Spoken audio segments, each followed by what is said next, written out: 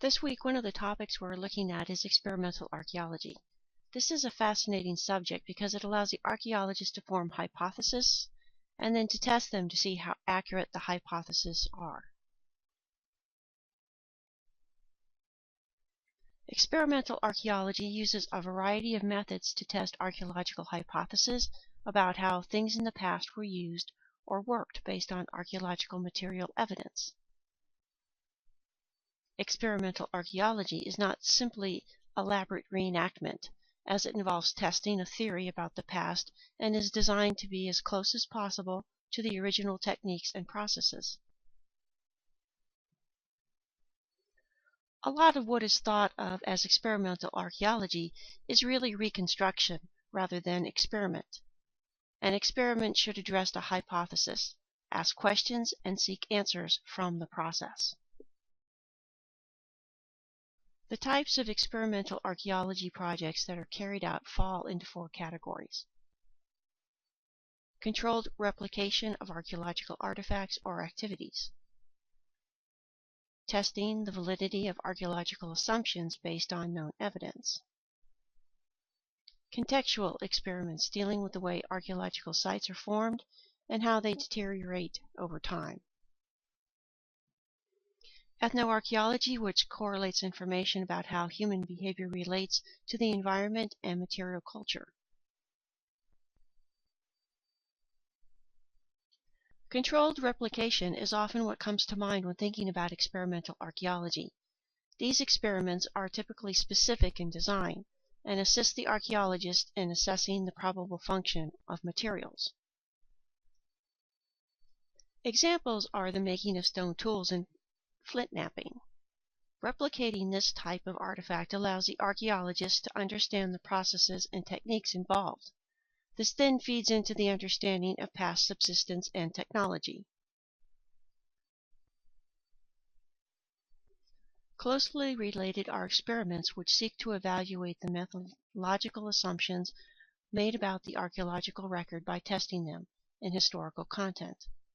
Test situations have included Plymouth Plantation and the investigation of the early 20th century village of Slot in Washington State.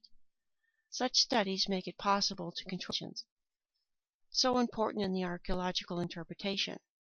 In addition, such contexts have broadened our appreciation of the lack of collaboration between historical records and archaeological data. These experiments have often caused archaeologists to consider the interpretation of activities across communities.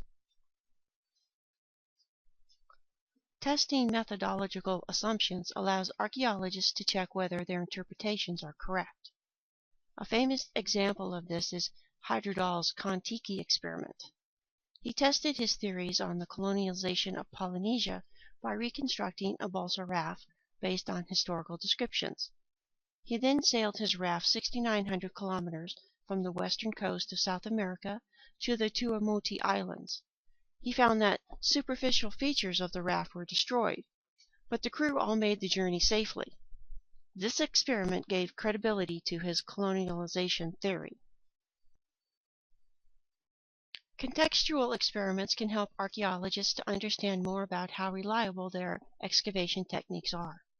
The intent is to better understand the natural and behavioral processes which form archaeological sites and the subsequent alterations of deposits. One of the early and major discussants of this approach is Michael Schiffer, who introduced the idea of transformational processes, which attempts to construct the post-depositional history of archaeological sites. A long-running example is that of the Overton Down experiment in Avebury. In 1960, the experiment earthwork was created with its gradual decay being recorded over time. This experiment was particularly ambitious as it had a time scale of 128 years. Experimental excavations were to be carried out after 2, 4, 8, 16, 32, 64, and 128 years.